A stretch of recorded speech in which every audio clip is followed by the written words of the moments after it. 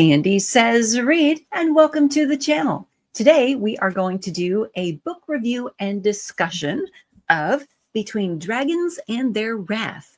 This is by Devin Madsen. Show you that fabulous cover right there. Get it where you can see it. This is, let's see, book one in the Shattered Kingdom series. We're going to talk about this one, and I'm going to encourage you guys to go ahead and grab your bingo card.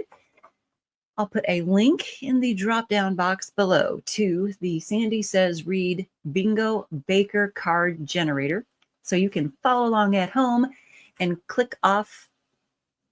mark off the little boxes as I say these fabulous phrases during this review and discussion of Dragons and Their Wrath. There should be a little ticker going across the screen. Do I see it? Yeah, this is a book in the Dragon Reading Challenge. You guys, I read this thing over a month ago. Yes, it's been over a month ago. So if I can remember the details, I'm going to be shocked and surprised. You guys know I'm ancient. When I go to sleep, I reset. All the things go away. Yeah, so we'll see how we can do. I made lots of notes. That'll be good. But I read this while I was traveling. I read most of it while I was traveling for business. So I was reading it on the plane, that kind of thing. So yeah, there we go. In fact, there's a long-term parking tab right there in the book. We're being used as a bookmark. Okay, so let's begin. Let's talk about this. Let me get rid of this ticker that's going across the screen because that's going to make me crazy. I don't know about you guys. It's just that little thing was moving down there. Okay, let us begin. Let's start with the specs. The specs are Between Dragons and Their Wrath is book one of the Shattered Kingdom series by Devin Madsen. This was published in 2024, so I'm going to give no spoilers. I'm going to be really careful not to give away big, huge things that might be considered twists and fabulous stuff like that. Okay, I'm going to be careful. I'm going to be careful. We're not even going to hold up the hashtag sign to read stuff that might be spoilery. We're just going to avoid spoilers, okay? I'm being careful. The cover is it was designed by Lisa Marie Pompilio and Lauren Panapinto, but the illustration is by Mike Heath. I want you guys to see that because it's just really cool. I mean, look at this dragon coming down through there. I just think it's really nice. It's very cool. I like it. Okay, the map inside, which is where our long-term parking bookmark appears. The map inside is by Tim Paul. So let's look at our map. You can see that going across there. See the map. And what's interesting is instead of putting all the names of the different cities on the map and like cluttering it up, what we have here is this is the basin. This is the Sales Basin, right, like this. And there are numbers where the different cities and places are, and the numbers correspond to what's over here. There's like I can't think of the word. Oh, you guys, this is going to be a difficult review to do if I can't even think of words. There's a legend over here going down the side. There's a legend. All right, other specs. The publisher is Orbit's Hatchet Book Group.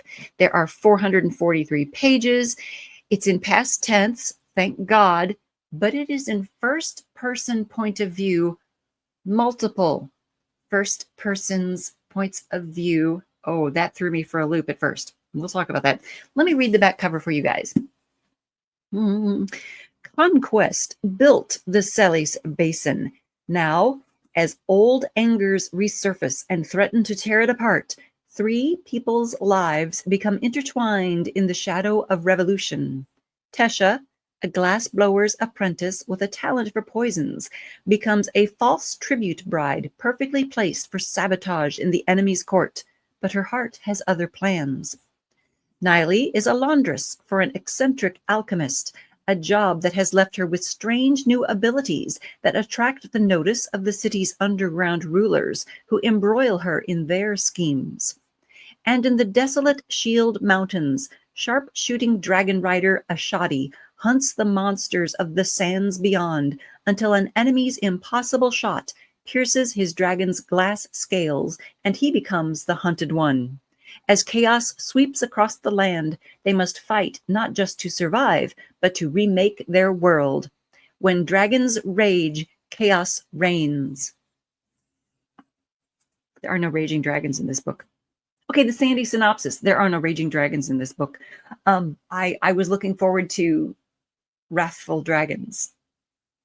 I bet that happens in the next book or the next. That's the synopsis. I didn't write anything down. The Sandy synopsis. I just put Sandy synopsis. The Sandy synopsis for this book.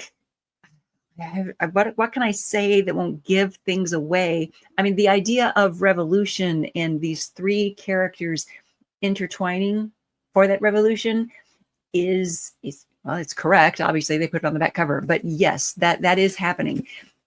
What's happened is each character gets their own chapter, and each character tells their chapter in first person point of view. So Tesha, she has her chapter and she's in first person point of view. So we're hearing everything from Tesha's point of view in her chapter.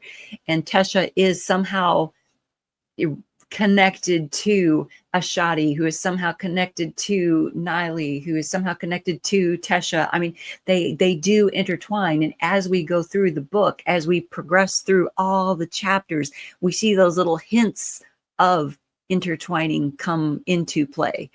It's not immediately evident. I mean, you get those little hints of how these characters connect as you read through the book.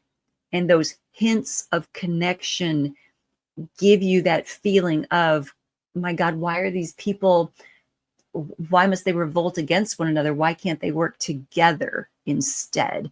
And I get the feeling that they will work together in the end. I'm hoping that they will work together in the end. I'm hoping because I think they could overcome the horrible things if they could work together in the end. I don't want to spoil things. That hopefully wouldn't spoil things. Okay, let's talk about our characters and what's going on here. Okay, I've written down for you. Tesha is one of our three characters. Tesha, Ashadi, and Niley. Those are the three that are mentioned on the back cover. Tesha gets chapter 1, 4, 6, 9, 13, 16, 19. So when you're reading through the book and all of a sudden someone is saying, I did this, and then I did this, and then I did this, and I thought this way. That's happening in chapter 1 from Tesha's point of view, and in chapter 4 from Tesha. This matters. Hang on. Then Ashadi, he gets chapters 2, 5, 8, 11, 15, 17, and 20. So as I was reading along in chapter 1 from Tesha's point of view, and then I got to chapter 2, and all of a sudden the I narrator is talking, and I am doing stuff with a gun somewhere else in the Shield Mountains. I, the reader, was thoroughly confused. I was on a plane going, what is happening here? I don't understand what just happened. Well, I was in someone else's point of view, which I figured out, okay, that's because I'm in another chapter, and this chapter is named Ashadi. I got it now. Okay. Niley, she gets chapters 3, 7, 10, 12, 14, and 18. Okay. Let's talk about what happens at the beginning of each chapter. Did I point one out for you? Hang on.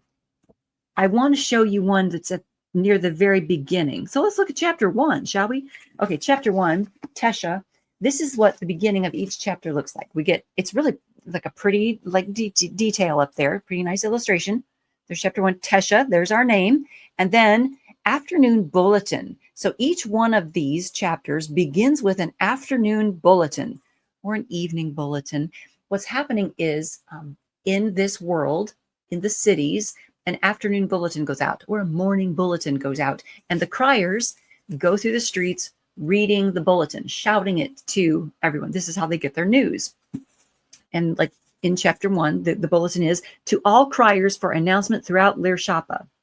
Grievous blow for the city as a second critical scale shipment fails to arrive from Therenfau mine. Attacks by Lumast soldiers to blame. Emergency council meeting called to discuss rising border tensions with Lumatsa, despite initial plans not to meet again until after next week's vote. We would be stronger together, says Reacher Sorme.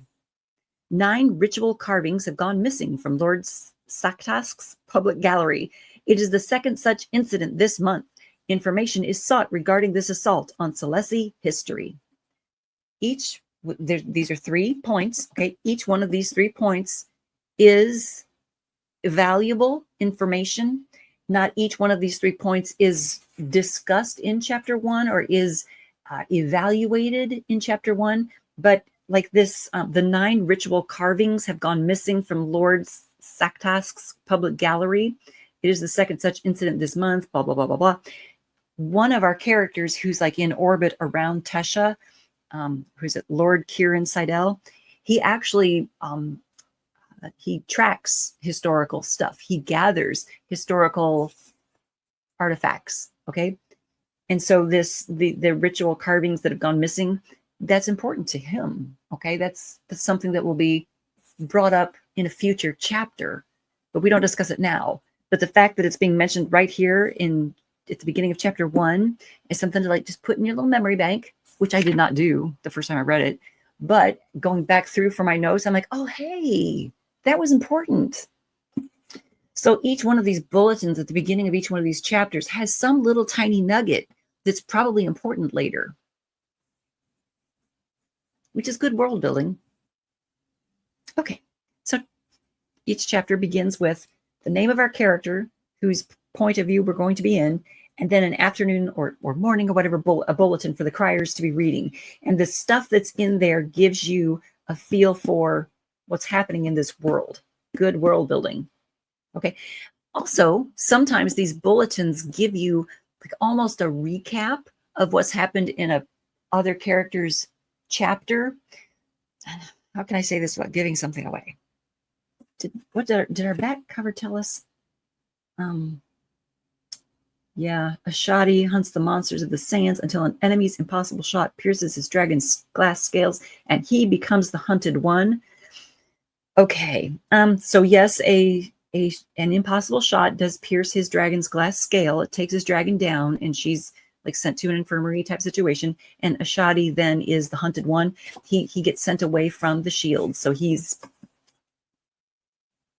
guess he's hunted. I don't know. Okay, so the back cover tells us that much.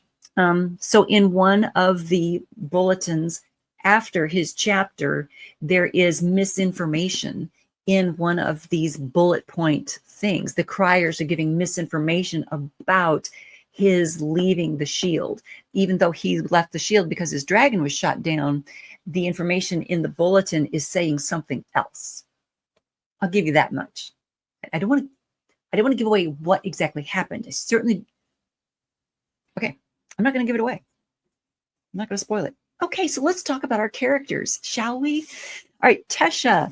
Tesha is an apprentice to a glassblower, like we mentioned on the back cover. She lives in Lair Shapa. This is one of the many, many cities that we need to keep track of in this novel. She's moody. She scoffs at things a lot.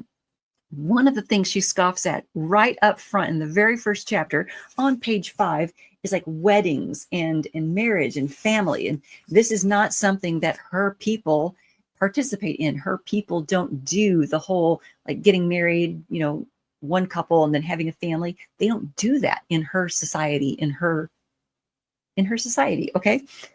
So let's see, page 5. I underlined it. It says marriage, family. I all but spat the words. You know as well as I do how dangerous those customs are to our communes and care groups. Okay. This matters. This matters because she's going to be asked to do some espionage, right? Okay. On the back cover, it told us she becomes a false tribute bride. Okay. She is asked to be an insult bride for this group. I'll talk about it a little bit. She becomes an insult bride. She has to like prepare herself and learn these customs and ways that are not her ways. She has to learn how to do all this stuff and then marry this Lord Kieran Seidel. She has to marry this guy, and she does. Okay, she's his insult bride, but he's not supposed to know that she's an insult bride. His brother, who is like the Lord Reacher, he's not supposed to know that she's an insult bride. But like the fact that she scoffs at that practice there on page 5 when we first meet her, and then so easily becomes this person who's willing to, become a spy and do this undercover thing. That was intriguing. Okay, so the characters who orbit Tesha are Master Hoye, and he is the glassblower that she is apprenticed to, and he's an interesting character. We don't see him much beyond the first 2 or 3 chapters of Tesha's. We see him in the first, chapter 1, right? We see him there because she's at the glassblower's shop in the first chapter. But then she pretty quickly moves into these other chapters, or these other plot points where she is going to become this insult bride, where she's training to do that. She's training for her espionage. But she does go back to the glassblower's shop, and she's like, hey, I'm going to go do this thing. And he's like, I can't believe you're going to go do this thing. And she gets some advice from him. It's obvious that she has great respect for him, and he is a mentor to her. So she goes off, and he does send to her this box of poisons. On the back cover, it mentions she's a glassblower's apprentice with a talent for poisons. And that is absolutely false. That is misinformation. She does not have a talent for poisons, unless it's telling us that the glassblower has a talent for poisons, because yeah, he does. And the thing with the talent for the poisons is they merge the poisons into the glass. You guys, did I write this down? So much in this book centers around glass and glass scale and getting glass shipments and scale shipments so they can make glass. Yeah, I wrote it down. The glass is life. And I think Master Hoye actually says something like that in one of the first chapters.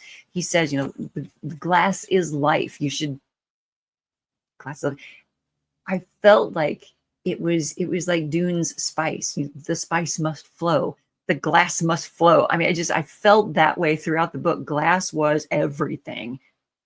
Everything. We'll talk about that a little bit, hopefully, unless I forget. But yeah, glass was a big deal. All right, what else? Oh, because that's Master Hoye. Okay, so yeah, he's the one he gave her this box of poisons, and she does not know how to use the poisons. She doesn't know. She has to learn. There are some instructions in there, and so she's like reading the instructions. So there is many instances where she is alone in her fancy room, and she's like learning. She's reading. She's following the instructions. She's trying to figure out, okay, how do I manipulate this particular poison to do this particular thing? Okay, these particular poisons could go together to do this, but I would have to have access to the furnaces and the fires to blow the glass and do this and this to get this to work. So I'm gonna have to do it this way instead. She's not proficient at this. She's having to learn on the fly. And she's learning, but yeah. Okay, next up is Uveo. He is an Emoran lord's second son. Emora is one of the towns, one of the many towns we have to keep track of. He's an Emoran lord's second son. So Uveo Ram is his name. And Uveo has in the past presented himself as a commoner of Lirshapa like Tesha, but he's really not. I mean, he was pretending in the past, and he and Tesha had a relationship. And when she discovered that he was actually a lord, when she discovered that he was actually a Ram, she was like, oh, for Pete's sake, I can't trust you. You're one of them. You are everything that is revolting to me. She broke it off with him, and so they're not really friends anymore. But he has come into her life at chapter 1, and she ends up back in favor with him, so to speak. They're kind of frenemies, because they must be frenemies, because she is going to be this insult bride. He is helping her train to be the insult bride to his father's enemy. Okay, there's a lot of espionage and things, politics to keep track of. Okay, also in her orbit is Lord Ravani Angu. I think that's how you would say it. Lord Ravani Angu is like a friend of Uveo Ram, and thus a friend of Tesha's. And Ravani Angu is helping Tesha learn to be this high society chick that she needs to be the insult bride. Then there is Lord Ashard Ram. He is the father. He is the big deal. He's the Emoran lord that that everyone fears. Then there is Lord Kieran Seidel. He is the one that Tesha's going to marry. He is the brother to Lord Reacher Sormay Seidel. He is the Lord Reacher. He's the guy in charge in this other town that we have to keep track of. He is the one who comes to Lord Ram's house to check out Tesha and decide, yeah, okay, you can marry my brother. That'll be fine. Then we discover that Lord Kieran and Lord Sormay are twin brothers. They look a lot alike. And I'm waiting for that to rear its ugly head. I'm waiting for that to be a problem. It wasn't a problem in this novel that we know of. Tesha never mistook the two after their initial meeting. She never mistook the two. Like, she married the right guy. We're pretty sure she married Lord Kieran Seidel like she was supposed to. Yeah. Okay. Next. Let's see. Okay, so those are the characters orbiting Tesha, the important characters orbiting Tesha. There were some others, but not the others weren't as important. I didn't see the others as important as these to keep track of in our story. Basically, Uveo and Rivani, his friend Ivani, they are setting her up to be Lady Tishali Ram. They are pretending that she is like a cousin of Uveo's. Now, Uveo has a brother. Okay, let us hold on. Hold, please. I'm getting there. Uveo has a brother named Ashadi. And you'll notice that Ashadi was one of our points of view, right? Chapter 2, Lord Ashadi Ram. He has been sent to the Citadel. It's also called the Shield Citadel. It's up in the Shield Mountains. He's been sent there. And this is where dragon riders learn how to be sharpshooters, right? We learned on the back cover, they're sharpshooters. They drink a concoction called Ishor.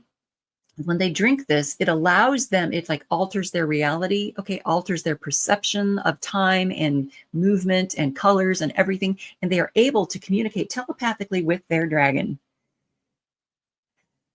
I think that's cool. I really liked that idea, that device. That was wonderful. So Lord Ashadi Ram is there because he failed to marry, or he decided not to, or he averted his father's will. He did not marry a gal. We're going to talk about her in a second. He didn't marry a gal. So his father was like, screw you, you're going to the Citadel. So he's up there. It's kind of like he's been sent away to military school, right? So he's off to train and be a sharpshooter and basically defend the basin from monsters and dragons and creatures that might come down out of the mountains. That's what they're supposed to do. Okay, so there are 3 different like troops or groups of these dragon riders. If the gong sounds once, then group 1 goes out. If the gong sounds twice, group 2 goes out. You get the idea? Okay, Ashadi is in group 3, so when the gong sounds 3 times, he has to get ready. Hurry, toot sweet. Get ready to go out on his dragon. His dragon is named Shuala. I don't know if that's how you pronounce it, but that's how I'm pronouncing it. Shuala. I thought she was awesome. I loved the dragon. Of course I did. I thought she was great. She's kind of just a little bit fussy. Let's see. Did I give you, let's meet her during the second ride out. There was one ride out in one of the chapters, and during the second ride out on page 111, let's meet her. And let's just get a feel for her. Okay, so this is being told from Ashadi's point of view. We're in his point of view. So the I narrator is Ashadi, Lord Ashadi. Every step was like hauling myself through treacle. But when at last I reached the undercroft, Shuala sat waiting, curled in her wool-lined den and glaring at my approach.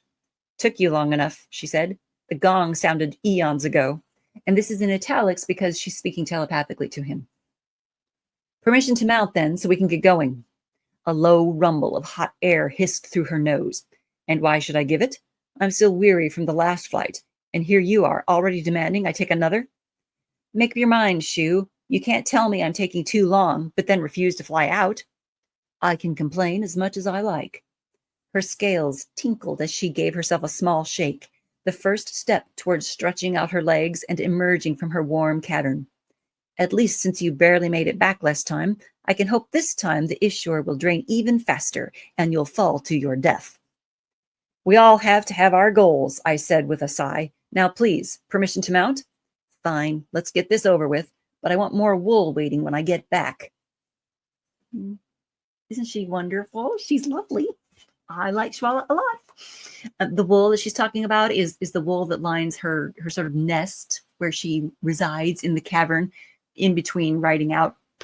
These dragons are not really, they're sort of kept contained. Okay, they're kind of caged. They're in little cavern cubby holes. It's not fabulous for them. Let me put it that way.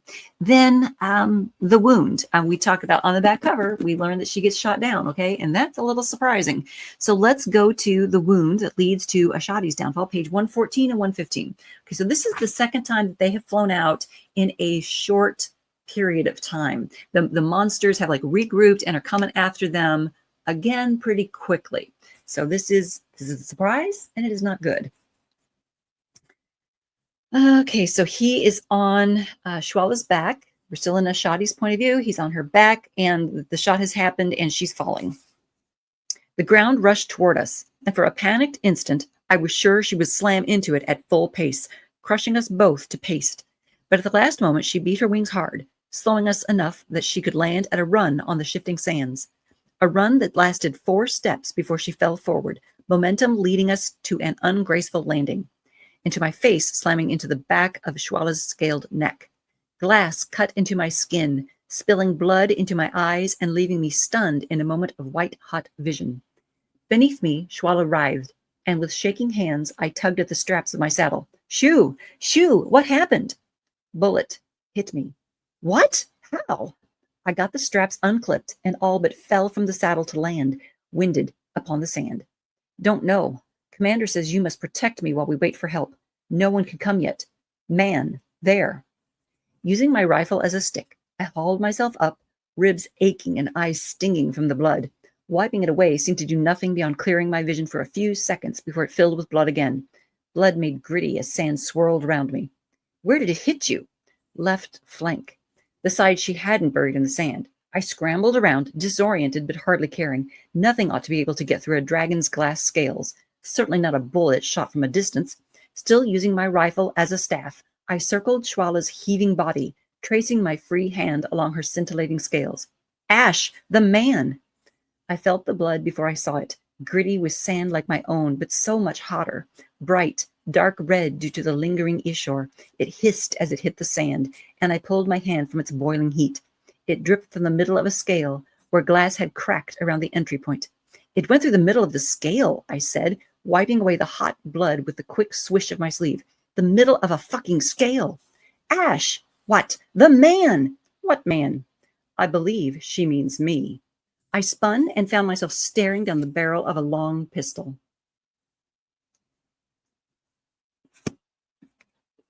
There's not supposed to be humans where they are. I'll just say that. That was a bit of a surprise for Ashadi. All surprising. Okay. Let's see in my notes. Another person, someone else who's in Ashadi's orbit, besides his dragon Shuala, is Manale. Might not be pronouncing that right, but Manale, he's a servant. He's also called Mana. He is an Apian, which is another area that you need to keep track of. We learn more about him when Ashadi and Mana go to the Apian land. They do go there to learn some stuff that we need to know. I'm not going to tell you what that is, but Ashadi and Manale, they have a relationship that is complicated. Okay, they obviously are attracted to one another. I mean, it is obvious. But Ashadi is a jerk. Let me just say that. I don't like the way he treats anyone, really. I mean, Okay, he's pompous. Okay, well, now he is the eldest son of Lord Ram. He is the eldest son, so things have always come to him. So maybe that's why he's a pompous jerk. But the way he treats his servant is just rude. The way he kind of leads him on is awful. They do have some homoerotic moments that are like suddenly appearing sex scenes that they're tastefully done, but they're suddenly appearing and they're rude because Ashadi is so rude. And maybe I'm missing the fact that Ashadi hasn't come to terms with his sexual identity, but he's just rude. I didn't like him. I didn't like the way he treated Mana. I didn't like it. I didn't like it. I hope that he goes on an arc to become a better person in the next book. Then let's see. But there are some connections. We're going to make some connections between these characters in a minute. The next character we need to talk about is Nali. Nali is, like we mentioned on the back cover, she's a laundress at an alchemist's place. She is a woman. She works as a laundress at Master Aquello's. Master Aquello has a secret too that I don't think I should give away. But we learn the connection she has to another character is she is Mana's sister. She and Mana have the same mom, and they split up to go to they're in different towns now. Nali has this like super sensitive sense of smell. She can smell things a mile away. She can tell the scent of different potions that have been on clothing. She can tell the different scent of flowers that have been on clothing. So when she's in the laundry and she's doing stuff, she can talk about like the scent of goats. She can talk about the scent of a flower. She can talk about the scent of blood. She can talk about these different scents. And she does. It's kind of like, I thought she was a magical character. I thought she had a magic to her, but it's just her super sense of smell, I think. Now, a magic does come into her character arc, and we're going to talk about that. But one of her first scenes kind of starts this magical journey, okay? One of her first scenes is to discover one of their laundress lesbian lovers has disintegrated into dross. Like she goes to this character's room, and I've forgotten the character's name now, but she goes to this character's room. We've never met this character on page, but this character has disintegrated. There's nothing left of this girl. She is a powdery, flowery pollen dust, which is a little surprising and startling to Nali, as it would be. Okay. But Nali discovers she too is starting to grow little tiny feathers on her skin, on her arms. Like the tiny fine hairs on her arms are becoming tiny feathers, tiny flowers. Like she's getting little pollen things on her skin instead of hair. It's a thing. It's happening to her. And she believes she has been poisoned in the laundry. She's been poisoned by the concoctions that Master Aquello is working with. They're doing the laundry for this alchemist.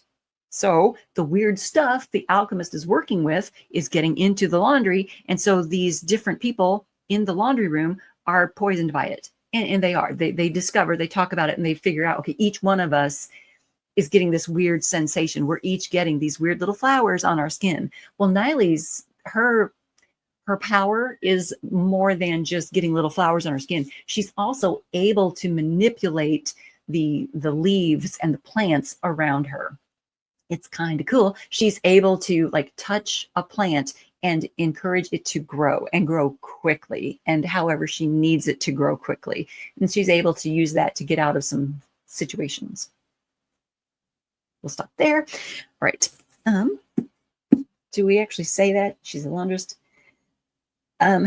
Yeah, her strange new abilities attract the notice of the city's underground rulers. Now, these underground rulers are people, think of them like a drug cartel, okay? If you pay a fee to the drug cartel or to the mafia, they'll, protect you or just not attack you. And so that has been going on in this book as well, in this world as well. Master Aquello lets the people in the laundry room run errands.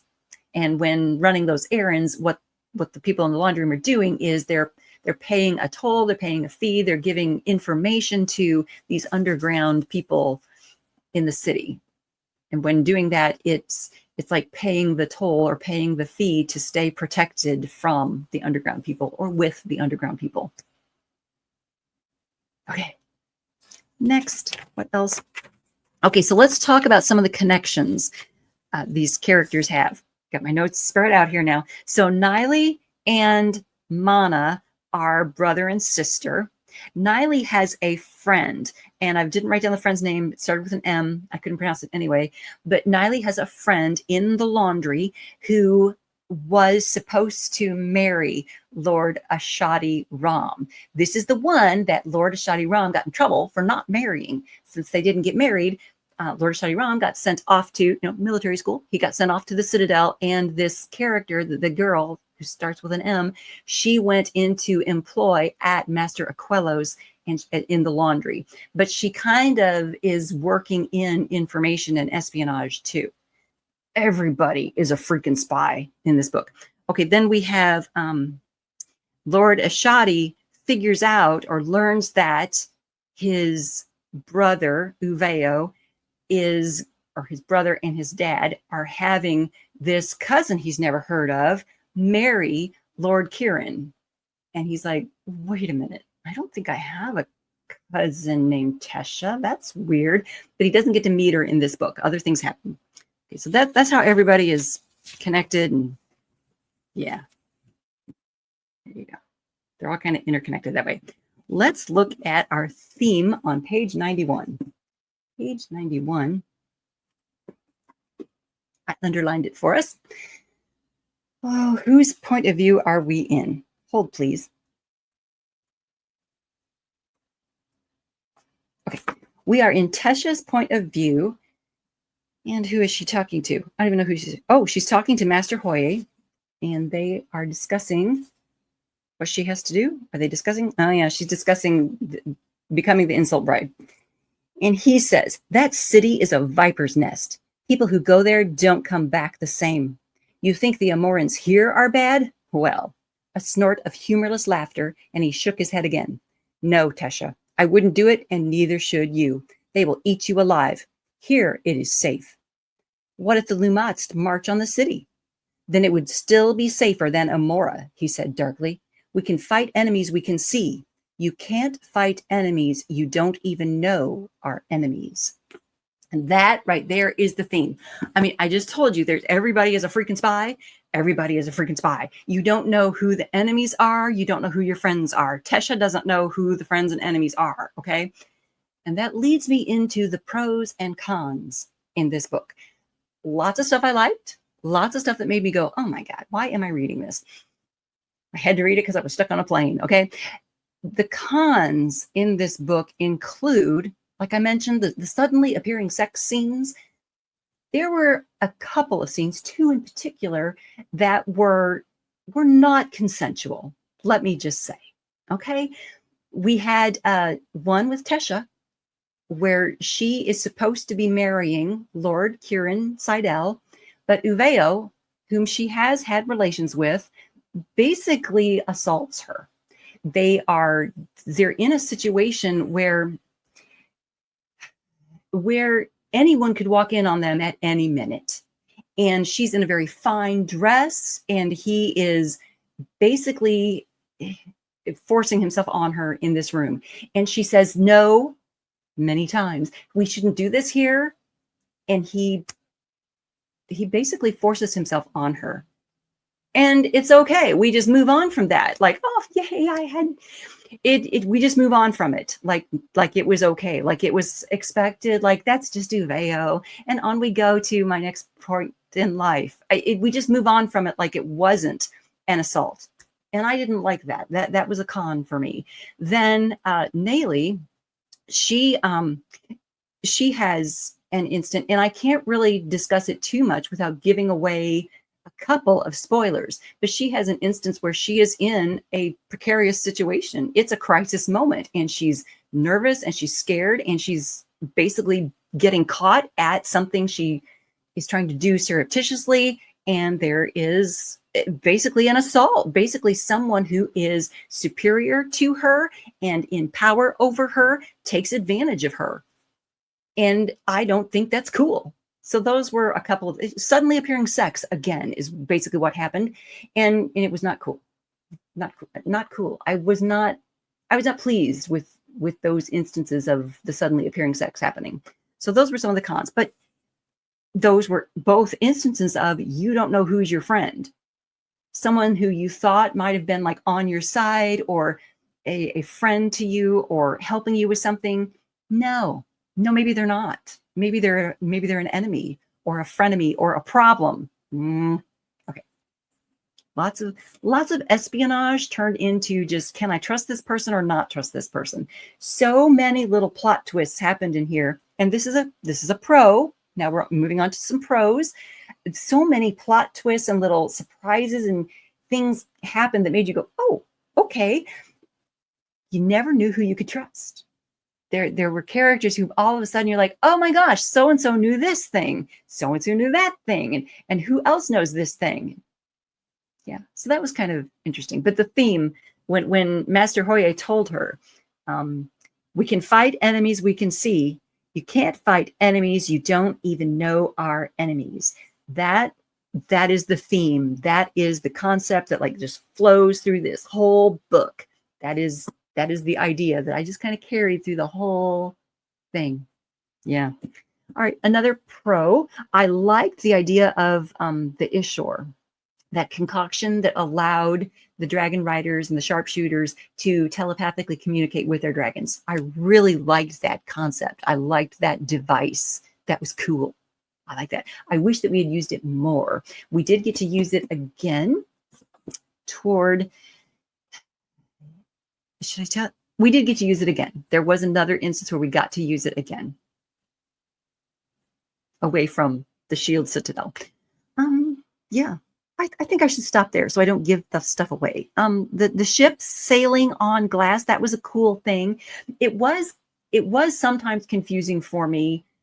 Like the first like 70 times that we mentioned, ships sailing on glass, I was confused because I thought that the basin, so much of the time I thought that the road was actually like a river. I thought they were talking about a river or an ocean. I thought we were talking about water and the surface of it being like glass. And I thought these ships were actual ships, like boats, because they had sails. No, I think what we actually have are roads, and they are made of scale glass. And the ships are actual like cars, but they're like boat. They're ships that float on the glass. I think it's a cool concept. Glass is life. Okay, you guys, thumbs up for dragons that are very cool. Thumbs up for telepathically communicating with dragons. Thumbs up for glass. Glass is life. I don't know that I have any need to read the rest of this series. I wasn't that in love with it. I'm not that invested in what's going on. I didn't care for the characters enough to get excited about what's going to happen to them. I know that sounds really negative. I'm so sorry. I loved the dragons. Shuala was cool. I'm not sure if she's going to make it. I don't know. That is something perhaps to look forward to in the next book. But I'm just kind of on the fence about this one. You guys, if you are intrigued by telepathically communicating with dragons, then Between Dragons and Their Wrath is the book for you. There are some suddenly appearing sex scenes that you will want to skim when they begin for your comfort. Thumbs up for dragons. Thank you so much for tuning in.